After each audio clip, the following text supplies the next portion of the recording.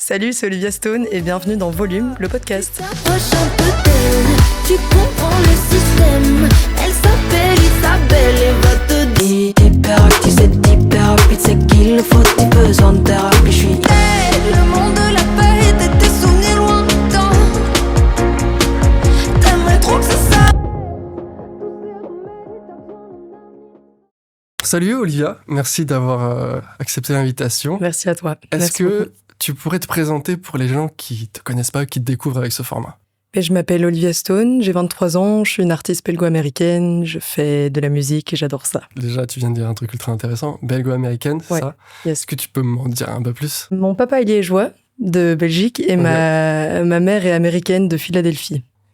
C'est incroyable. Ouais, Tu dois vivre avec tellement de cultures. on grandit avec la double culture en tout cas, ouais. Et je tiens à cette nationalité, voilà. Ok. Mon cœur est dans les deux, la Belgique et Ouais, parce l'Amérique. que c'est ce que j'allais dire. Du coup, t'as la nationalité belge? Ouais. Ouais, ok. Ouais. C'est peut-être un peu bête, mais Olivia Stone, c'est ton vrai prénom? Vrai nom? C'est le nom de famille de ma grand-mère aux États-Unis. Ok. Ouais. D'accord. Ouais. C'est trop stylé. Comme ça fait un peu nom de scène, mais il y a quand même de la famille dedans Ouais. et ça me représente, ça représente la famille, quoi. Et du coup, tes parents, ils faisaient de la musique? Ben non, je suis la première artiste, je pense, dans ma famille. Ma grand-mère, du côté de ma mère, faisait beaucoup de peinture et elle faisait ça très bien. Autant mes parents adorent la musique, autant ils en ont jamais fait. Zéro instrument. Non, zéro. Et toi, d'ailleurs, tu joues des instruments ou pas? Il y a mon ancien prof de chant qui est juste à côté de moi. Si je dis que je fais du ukulélé, il va me taper sur les doigts. Il y a un moment, j'ai voulu tenter, mais je suis restée dans le chant. Je pense Ok. pour tout le monde, c'est mieux, ouais. Tes parents, ils écoutaient de la musique? Ouais, bah oui, beaucoup. Quel genre de style? De tout, vraiment. Il y a un morceau. Mon père aime bien les musiques plus douces, plus détentes. Et il a commencé récemment à aimer un peu du rap. Ok. Il a découvert un artiste récemment qui s'appelle Primero. Ok. Voilà, c'est du rap mais doux, c'est cool, c'est sympa. Et ma mère, elle, c'est Guns N' Roses, c'est du rock, Ah, ok. c'est intense. On pète des câbles dans la voiture avec ce genre de musique. Enfin, ouais, ils ont des goûts très très différents. Et ça t'a inspiré, toi? Oui, clairement. Le fait d'écouter de tout, c'est sûr que ça donne plein d'idées. Je sais que dans mes playlists, ça passe pop à rock, métal un peu moins, mais il y a beaucoup de styles différents, quoi, quand même. Et t'as pris des cours de chant? Oui. Ouais. Oui, j'ai pris des cours de... Non, là, pour le moment, je le fais moi-même à la maison. J'essaie Ok. de chanter un maximum. Voilà, mais j'ai pris des cours pendant longtemps. Et puis après, j'avais arrêté. Puis j'ai continué à composer la musique un peu chez moi. Et puis après ça, le projet a commencé, c'est devenu concret, on a commencé les lives. Et là, Ok. j'avais vraiment envie d'être quand même bien formée pour les lives. Et donc, j'ai pris des cours Ok, de ouais. chant à ce moment-là, ouais. J'ai appris que t'avais fait The Voice Belgique. Mm. C'est ça? Mhm. C'est génial. Parce que ce qui est un peu... moi, la première chose qui est assez flagrant quand je t'écoute, c'est ta voix qui est très authentique et singulière. Et c'est ça que je trouve... Enfin, je trouve que ça te démarque énormément. Mhm. Du coup, The Voice. Effectivement, oui, j'ai fait ça, c'était la saison 8 en Belgique, donc T'avais pas de quel Voice âge France. J'avais 15 ans au moment du tournage et 16 ans au moment de la diffusion. Il y a un laps de temps, ça? entre Oui, les deux? mais en fait, je pense que sinon, je devais faire The Voice Kids. Mais vu qu'au moment du ouais. tournage, j'avais 16 ans, Ok. je pense que ça passait. Enfin, en tout cas, j'avais fait le casting pour The Voice adulte, parce que j'ai toujours voulu être une adulte et dépasser tout le monde. Mais oui, j'ai fait ça. C'était une super bonne expérience parce que c'était la première fois que j'avais des caméras, un peu comme ici, Ouais. proches du visage. Ok, ouais. J'avais jamais vécu ça avant. Et j'ai adoré avoir les caméras sur moi, c'est vrai, je dois le dire. Et ça, c'est un gros sujet, d'ailleurs. On en parlera après. Ouais, mais c'est vrai. j'ai bien aimé, mais bon, voilà, après, j'ai que fait les blinds. Ok. Donc ça, c'était un peu moins fun. Mais c'est ok, parce que ça m'a vraiment quand même pas mal appris. Et je pense qu'à ce moment-là, si ça avait été plus loin, je n'aurais pas été prête. Je Ouais. pense que c'était juste un bon starter pour vraiment me donner envie d'y aller, quoi. Je pense Ok. que ça m'a vraiment donné beaucoup d'essence. À ce moment-là, t'étais sur le réseau? Oui, mais Parce que c'est vrai qu'à 16 ans, est-ce qu'on commence déjà à être un peu je quand même- l'étais et je l'étais beaucoup en fait. Et je postais déjà beaucoup de musique avant ça, beaucoup de covers. À ce moment-là, j'adorais faire ça et je commençais déjà à composer. Et en fait, à l'époque, je composais pour passer des messages à mes ex. Et donc, Oui. je mettais 30 secondes de ma compo sur les réseaux Ok, et c'était un peu mon moyen de. Donc, c'est comme ça vraiment que j'ai commencé à poster ma musique en ligne. Ok, c'est comme Ouais. un tweet ou un message Voilà. sur le mur Facebook qu'on met. Je disais à bon entendeur. Voilà. Ah, c'est génial. Ah ouais. D'où elle vient cette envie de faire de la musique? Je sais que c'est un peu large, j'avoue. Je pense que c'est inné. Enfin, j'ai toujours été passionnée par ça depuis que je suis super jeune. Je me souviens quand j'étais toute petite, j'avais reçu des CD. Enfin, c'était vraiment ce que je voulais, quoi. Ouais. Je pense qu'à 11 ans, j'avais demandé pour mon anniversaire une première session en studio pour voir ce que c'était. Et donc, ma mère avait trouvé un studio en Belgique, dans la campagne. Et c'était la première fois que je discutais avec un ingé son, qui avait la cabine à côté, qu'il fallait faire le tour pour chanter. Enfin, c'était une expérience de fou. Et voilà, c'est toujours quelque chose qui était naturel, quoi. Ça rejoint du coup une question, c'est est-ce qu'il y a eu un moment un peu déclencheur, un truc qui t'a fait dire ok, c'est ça que je veux faire? Alors après, c'est peut-être un peu tôt, peut-être à 11 ans. J'ai toujours été passionnée et fascinée par ces énormes stars américaines. Okay. C'est intéressant. Taylor Swift, c'était une artiste qui m'avait bercée pendant toute mon enfance. Et je me souviens regarder ces vidéos de préparation backstage avant des énormes arénas et tout ça. Et je me suis dit, mais waouh, enfin, c'est un monde auquel je veux entrer, quoi. C'était à quel âge, ça? À partir du moment où j'ai compris que c'était peut-être possible que je puisse faire ça de ma vie, j'ai commencé à me dire, ok, vraiment, là, je pense qu'il y a vraiment quelque chose. Mais rêver d'être artiste, ça, c'est depuis que je suis bébé, quoi. Est-ce qu'il a bougé ce rêve aujourd'hui ou pas? Est-ce qu'il s'est non. toujours pareil? Non, il bougera pas. Non. C'est beau. Et du coup, ça rejoint un peu les influences. Qu'est-ce que t'écoutais quand t'étais jeune? Du coup, t'as Taylor Swift. Taylor Swift. Au début, elle faisait beaucoup de country. Ouais. Et j'adorais ça. C'est génial. Donc ça, c'est un truc qui m'avait quand même pas mal bercé. À l'époque, il y avait pas d'iPad, d'iPod et tout ça. Et donc, je recevais des CD avec le top 20 énergie. Les compiles, Voilà. Et donc, je prenais ce qu'on me donnait, clairement. Et ça m'allait. Ma mère a écouté beaucoup de Norah Jones aussi à l'époque. Colby Kayat aussi. Donc, j'écoutais juste... les CD qu'il y avait à la maison, quoi. Et tu dirais qu'aujourd'hui, ça a un peu forgé ton style musical? Peut-être. Comment tu décrirais aujourd'hui ton style musical? C'est de la musique qui mérite d'être entendue, si je peux le dire comme ça. Mais non, c'est de la pop, je pense clairement. C'est de bonne humeur pour le moment, on est dans quelque chose d'entraînant. C'est sûr qu'avant, on faisait quelque chose de... Avant, on disait que c'était de la pop mélancolique, aux sonorités urbaines. Okay. Maintenant, j'ai l'impression d'être plus dans un truc beaucoup plus entraînant, qui bouge, un peu moins triste. Mais je saurais même pas dans quelle case... Ça reste de la pop globalement, c'est ça? Ouais, c'est de la musique de bonheur, je vais dire ça comme ça. La musique de joie, ouais. J'aime bien comment les artistes arrivent à décrire un peu leur musique à leur façon, c'est trop cool. Du coup, à partir de là, tu chantes beaucoup. Est-ce que tu composes toi-même? Est-ce que tu écris? Oui, j'écris tous mes textes. Pour moi, c'est une partie très thérapeutique, quoi. Okay. Ça me permet d'économiser des séances chez la psy. Ça m'aide quand même, j'adore écrire. T'extériorises? Ouais, j'extériorise, je fais passer des messages, comme je le faisais à l'époque. C'est un exutoire. C'est un moment où t'arrives à parler de tes problèmes sans en souffrir. Je sais pas comment... je pense que tu décharges un peu. Ouais, c'est ça. Tu sais... t'analyses ce qui se passe dans ta vie, les trucs qui se passent pas bien, et vu que tu le mets en musique, ça fait moins mal. Je sais pas comment l'expliquer autrement. Tu produis aussi en même temps? Alors non, moi je sais même pas toucher un ukulélé, donc je ne produis pas, mais je mets ça dans les mains de Nico Davel, qui lui c'est la personne avec qui on travaille depuis le début du projet, et il est exceptionnel, c'est un génie, et je suis vraiment très honorée que ce soit lui qui fasse ses prods. T'es entouré aujourd'hui? Oui, ça se voit. Je suis très bien entourée, ouais. Ça a commencé directement avec une équipe ou t'as dû te faire pas du tout. Non, pas du tout. En fait, ça a commencé avec Fred ici qui est dans la pièce, mon ancien prof de chant, donc il m'a connu depuis que je suis très très jeune. Et pendant le Covid, lui avait fait des formations sur comment un peu devenir manager d'artiste. Okay. Et moi, j'avais reçu une demande d'un label à l'époque parce que je postais un peu des vidéos sur les réseaux. Mais c'était un contrat hyper douteux. C'était vraiment bizarre, quoi. Ouais. Et moi, on m'avait promis 400 € à la signature. Je me suis dit, maman, ça y est. Du coup, j'avais juste qu'une envie, c'était de signer, mais je me rendais pas compte. Et mes parents ont eu l'intelligence de dire, attends, on va quand même demander conseil autour de nous. Et donc, ils ont demandé à Fred. Et Fred a dit, franchement, moi, si j'étais vous, je le ferais pas. Mais par contre, moi, je veux bien lancer quelque chose avec votre fille, pourquoi pas. Et on a commencé à 2 pendant 1 an ou 2. Et puis, on a, par chance... été repéré par Warner Music France, et donc là on a commencé l'aventure avec eux, et là ça ne fait que grandir, donc c'est beau de voir ça, je suis contente. Tu dis que t'écris tes textes. Oui. Qu'est-ce qui t'inspire le plus? La douleur. Okay. Les frustrations, le négatif, la douleur, la souffrance. C'est intéressant ça. J'ai plus de mal à écrire des chansons positives que négatives. En tout cas, ce qui me donne de l'essence, c'est quand je suis contrariée. Ok. Donc, j'arrive à écrire plus vite. Je pense que les moments où je suis le plus efficace en studio, c'est quand je suis contrariée. C'est drôle, ça. Mais du coup, c'est pour ça que c'est cool aussi d'avoir des morceaux qui sont plus durs, mais qu'on transforme en morceaux de bonne humeur, Oui, parce ouais. que juste les sonorités font que, la basse est groovy, enfin, Ouais, donc cette situation d'inconfort, Ouais. ça t'inspire. c'est ça. L'amour aussi, j'ai l'impression. Oui, l'amour aussi. Ok. Mais plus l'échec, hein.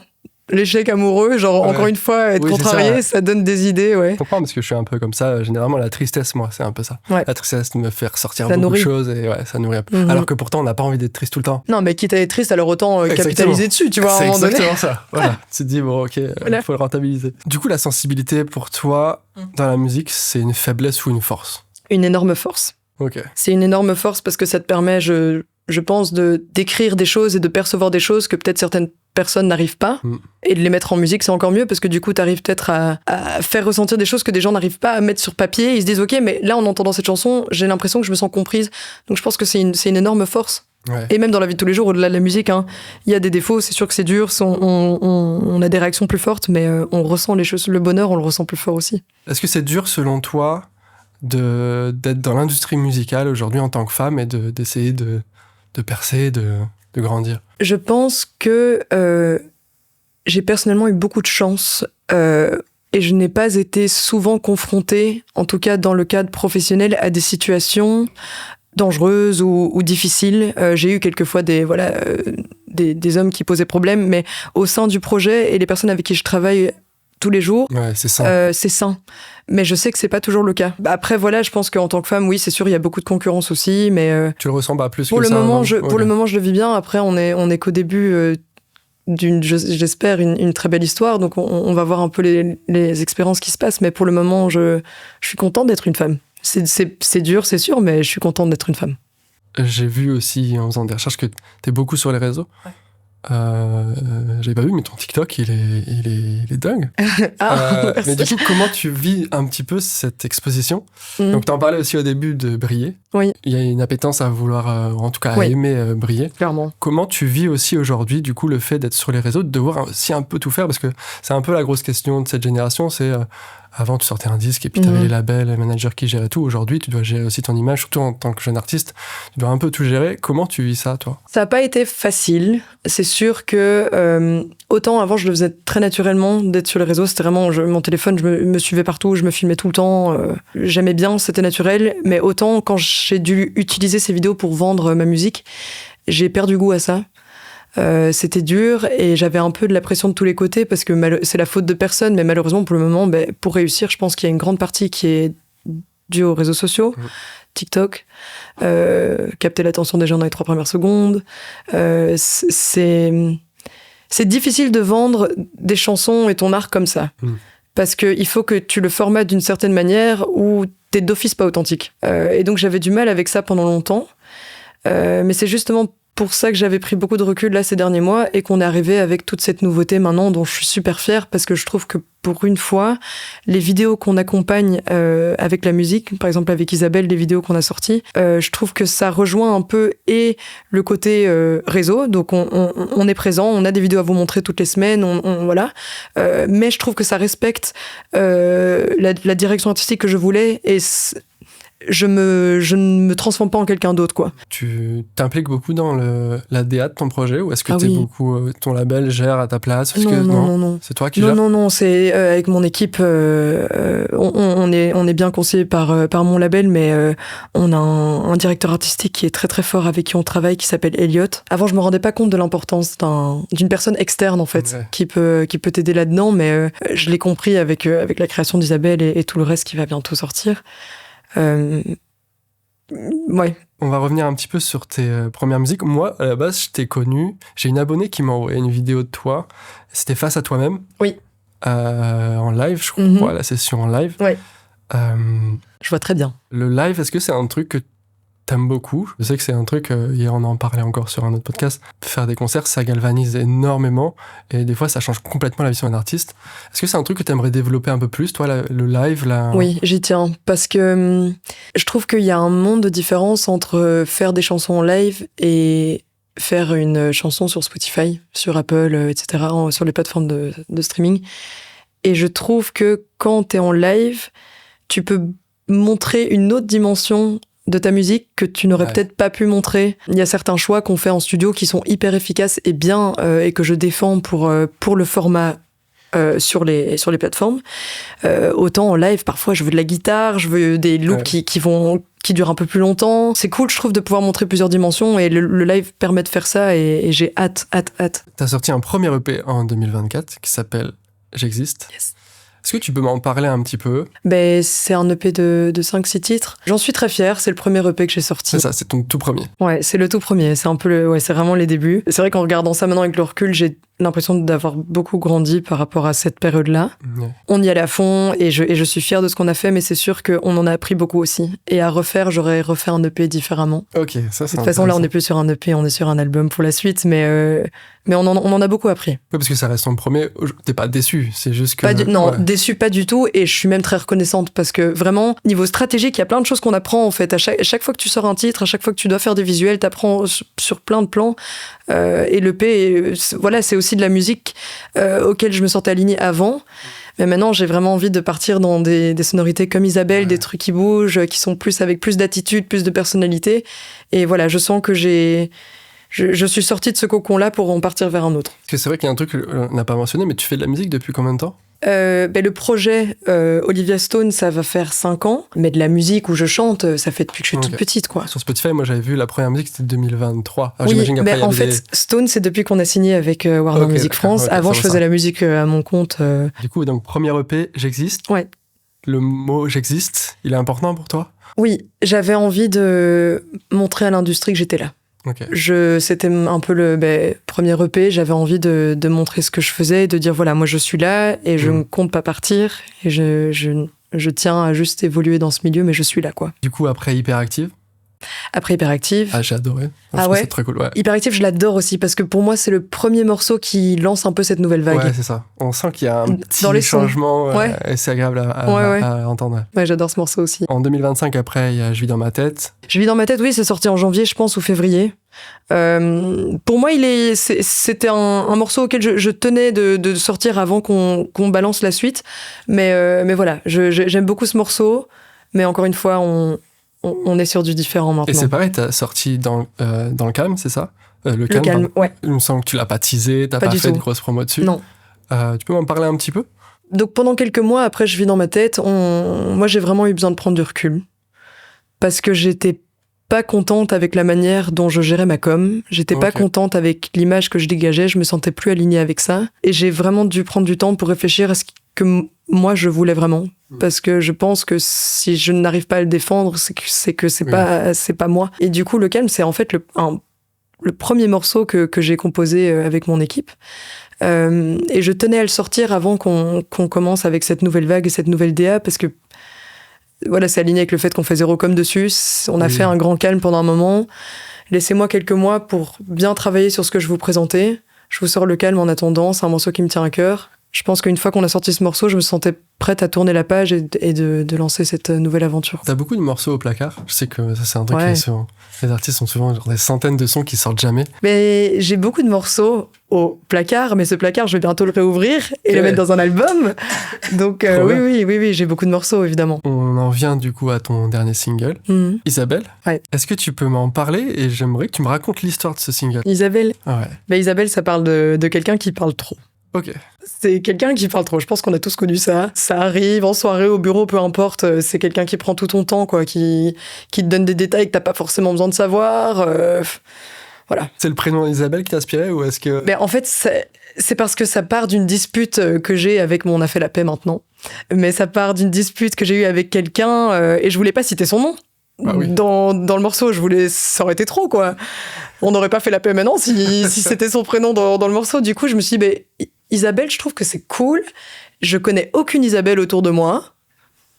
Voilà. Je pose ça là, j'aime bien. Je trouvais qu'il y avait un petit truc et ça passait bien dans le refrain. Isabelle. Et je sais pas, je trouvais ça cool. Tu l'as composé avec ton équipe? T'as écrit sur place ou tu avais déjà un peu les paroles, ou comment ça s'est passé un peu le processus de création? C'est la première fois qu'on nous a présenté Dave. Il a composé pour de très grands artistes et on s'est rencontrés du coup dans les studios Warner. Mon label voulait qu'on teste une session ensemble et je me suis dit ouais, testons. Et on a travaillé un peu différemment. Au lieu de construire une prod, on a d'abord fait un guitare-voix. Ok. Il joue terriblement bien la guitare. C'est incroyable. Et donc, moi, ça m'a inspiré tout de suite. Et je me souviens qu'on avait eu on avait un jour en studio. Et donc, on devait quand même faire ça rapidement. Mais les idées sont venues super, super vite. Et Isabelle, en fait, on avait une première version maquette à la fin de la journée. Et on le sentait vraiment bien, quoi. T'as senti directement le potentiel single du morceau? Moi, en tout cas, je trouvais qu'il était super catchy. Sans même penser Le cas. aux radios. Ouais, j'adorais le refrain. Et je sais pas, je trouve il y a un peu une vibe un peu comme presque un générique d'une série Disney ou Nickelodeon. Je sais pas, il y a un truc un peu girly, cours de récré. Je sais pas, j'aimais trop ce morceau. Et c'était différent de ce que j'avais fait avant. Je sentais qu'il y avait un petit truc différent. Tu mets beaucoup d'importance sur l'esthétique. Ouais. C'est important pour toi d'avoir du contenu vidéo, ou en tout cas d'avoir une image bien travaillée? Oui, parce que je pense que c'est important de pouvoir identifier un artiste. Pour pouvoir s'accrocher et suivre un artiste, il faut pouvoir l'identifier, quoi. Ouais. Et du coup, c'est hyper difficile de faire ça, mais heureusement, j'ai l'équipe pour. Mais oui, c'est hyper important. Il faut une cohérence. C'est pour ça qu'on a un bon directeur artistique. Tu t'inspires d'autres formes d'art, par exemple, même l'art, des films? Je suis pas du tout aussi, tu vois. La mode, oui. La mode complètement. J'étais à la Fashion Week la semaine passée à Paris. C'était la première fois que je vivais ça. Et j'adore. Le fait de porter des vêtements et que ce soit une manière de s'exprimer, je trouve ça trop cool. C'est en fait une déclinaison de la musique, c'est juste une autre manière de s'exprimer. Ça donne confiance, je trouve, à fond. Ouais. Le fait de se sentir bien dans sa peau, d'être bien habillé, j'adore. Ouais. Isabelle, c'est ton dernier single en date, le jour où on filme le podcast.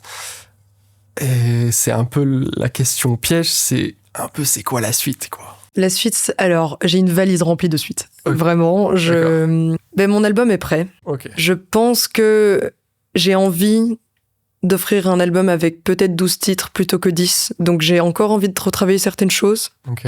Mais les morceaux sont prêts et j'ai vraiment hâte de les sortir. On va en sortir quelques-uns là maintenant pour vous montrer un peu, installer un peu ce nouvel univers. Et puis l'album, quoi. En tout cas, sachez que la suite est vraiment prête.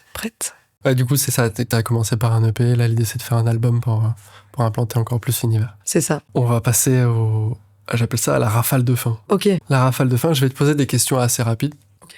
Faudra que tu me répondes. Tu peux argumenter sur une phrase, mais l'idée, c'est pas de s'attarder sur une question. Ok. Un ou une artiste que tu suis de très près ou de près? Olivia Stone. Non, je rigole. Pardon. Noé. Okay. Noé, je l'adore. Ok. Ton feat de rêve? Je l'avais déjà dit sur une grosse radio en Belgique, vraiment, Damso. Ok. Je vois ce qu'il fait pour les autres.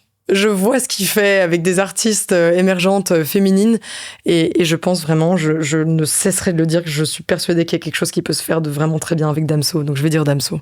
T'as la vision ou pas? Ouais, j'ai la vision de ouf. Mais grave. C'est plutôt logique même. Mais oui. Bah ouais, Damso. Studio ou concert? Je vais dire pour le confort studio parce qu'il y a moins de stress, il n'y a pas des centaines de personnes qui te regardent. Ouais. Mais du coup, voilà, j'ai dit.